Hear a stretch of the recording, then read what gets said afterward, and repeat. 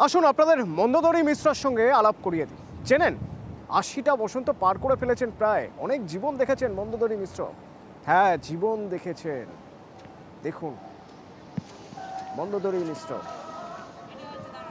হেঁটে হেঁটে বেড়াচ্ছেন, হেঁটে চলে বেড়াচ্ছেন, চোখের কোণে চিকচিক করছে জল।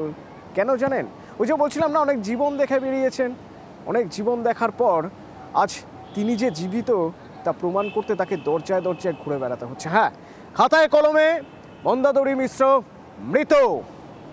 গত ১ বছর ধরে বার্ধক্য ভাতা পান না, কোনো সুবিধা পান না, কারণ পঞ্চায়েতের খাতায় তিনি মৃত। পঞ্চায়েত অফিসে যান, তাকে দেখে লোকে হাসাহাসি করে, আরে আপনি জীবিত, কি বলছেন? এই দেখুন না, খাতায় তো লেখা আছে মৃত। চোখে জল নিয়ে ফিরে আসেন। বারবার দৌড়ে দৌড়ে ঘুরেছেন, আজও নিজেকে জীবিত প্রমাণ করতে পারেননি। কেন মন্দোদরী মিশ্র নিজেকে জীবিত প্রমাণ করতে পারছেন না? কেই বা তাকে মৃত ঘোষণা করে দিল? অর্পণ প্রতিনিধি আমার সঙ্গে রয়েছেন। অর্পণ, কিভাবে সম্ভব? চোখের সামনে একটা মানুষ জলজ্জান্ত বেঁচে রয়েছেন এবং সেই মানুষটি সব সুবিধা থেকে বঞ্চিত হচ্ছেন। কেননা খাতায় কলমে মৃত লিখে দেওয়া হয়েছে। কার ভুল, কার দায়?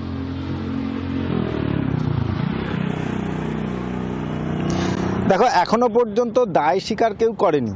তবে তিনি যে এই বার্ধক্য ভাতা পাচ্ছেন না, তিনি যে এই ১,০০০ টাকার জন্য ক্যামেরার সামনে যদি তিনি এমনভাবে কেঁদে ফেলেন, তাহলে সারা মাস সারা বছর তার কীভাবে এই দরিদ্রতার সঙ্গে তার সংসার চলে, এটা ভাবতেই হবে।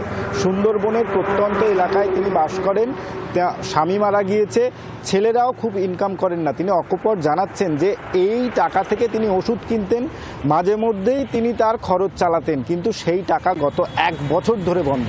এবং এর জন্য তিনি পঞ্চায়েতে গিয়েছেন।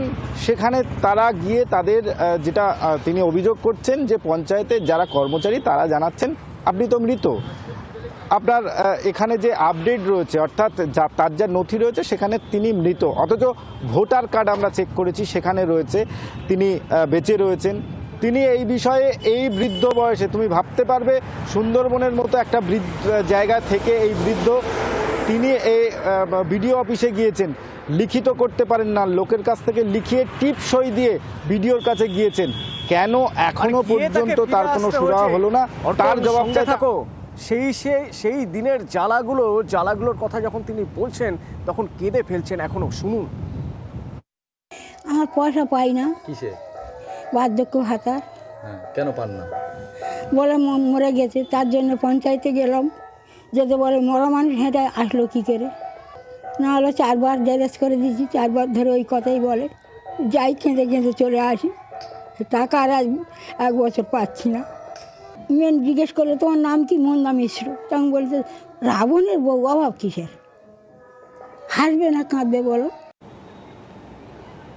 অর্পণ, কতটা অসহায় না হলে মানুষ এভাবে কথা বলতে পারেন? কতটা অসহায় অবস্থায় 1 বছর ধরে কাটাচ্ছেন, অন্তত তার চোখের দিকে তাকালে বোঝা যাচ্ছে। কিন্তু তার এই অসহায়তার দায় তো তার নয়। এই অসহায় অবস্থায় তিনি যে রয়েছেন, কেন? পঞ্চায়েত কি বলছে? পঞ্চায়েত একেবারে তৃণমূল স্তরে যাতে মানুষ পরিষেবা পান, কোথাও সমস্যা না হয়, তার জন্যই তো পঞ্চায়েত ব্যবস্থা, ত্রিস্তরীয় পঞ্চায়েত ব্যবস্থা। কোথায় তারা? কি করছেন? একদম অতনু, ঘটনার খবর পেয়ে আমরা প্রধানের সঙ্গে কথা বলেছি।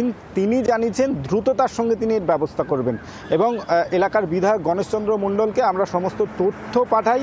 তিনি জানিয়েছেন দ্রুততার সঙ্গে এই সপ্তাহের মধ্যেই তার ব্যবস্থা, তার অ্যাকাউন্টে টাকা যাওয়ার জন্য যে প্রসেস মেনটেন করার কথা তিনি সেটা করে দেবেন। কিন্তু আমরা এই বিষয়টি জানার অত্যন্ত দরকার। আমরা এই বিষয় নিয়ে কুলতলি ব্লক ডেভেলপমেন্ট অফিসার বিডিওর সঙ্গে কথা বলতে গিয়েছিলাম, সময় নিয়ে গিয়েছিলাম, কিন্তু তিনি কথা বলেননি। তিনি দীর্ঘক্ষণ আমাদেরকে সেখানে তার দরজার সামনে আমরা দাঁড়িয়েছিলাম, তারপরে আমরা যখন সেখান থেকে ফোন করি তিনি ফোন পর্যন্ত রিসিভ করেননি। বার্ধক্য হয়ে আমাদের ফিরে আসতে হয়েছে। তবে হ্যাঁ, এটা স্বস্তির বিষয় যে বিধায়ক তিনি বলেছেন, প্রধান বলেছেন যে এই বৃদ্ধার কি কারণে টাকা বন্ধ হয়েছিল তিনি সেটা খবর নেবেন এবং তার টাকা এই সপ্তাহের মধ্যে তার অ্যাকাউন্টে প্রবেশ করে সেই ব্যবস্থা করবেন। অবশ্যই আমরা নজর থাকবে এবং যারা এলাকার জনপ্রতিনিধি রয়েছেন, প্রধান রয়েছেন, তিনি যেমন বলেছেন সদস্য ইতিমধ্যেই তিনি উদ্যোগ নিয়েছেন। দেখা যাক আগামী দিনে এই বৃদ্ধা তিনি তার অ্যাকাউন্টে তার এই যে বার্ধক্য ভাতার যে ১,০০০ টাকা তিনি পান কিনা। অতনু, পঞ্চায়েত প্রধান আশ্বস্ত করছেন শুনুন তার কথা। হয়তো কোনো ব্যক্তি তার রিপোর্ট দিয়েছে, কিন্তু আমি সেটা এখন লোক পাঠিয়ে আমি দেখছি বা সে বুথের মেম্বারকে বলছি, আমি তার স্টেপ এক্ষুনি নেবো। আমার কাছে জানানো হয়নি, হয়তো কোনো অফিসারকে জানিয়ে আমাকে জানানো হয়নি। একদম এক্ষুনি ব্যবস্থা নেবো, আমি এক্ষুনি ফোন করে আমি দেখছি ওটা। এক সপ্তাহের মধ্যে ব্যস্ত, দেখা যাক, আমরা অপেক্ষা করব। আমরা দেখেছিলাম ঠিক এরকমই পশ্চিম মেদিনীপুরে দীপালি মান্ডি খাতায় কলমে মৃত ছিলেন। আমরা দিনের পর দিন সে খবর দেখিয়েছি, অবশেষে তিনি খাতায় কলমে জীবিত হলেন। আমরা দেখব মন্দোদরী মিশ্র এখন খাতায় কলমে মৃত, কত দিনে জীবিত হন।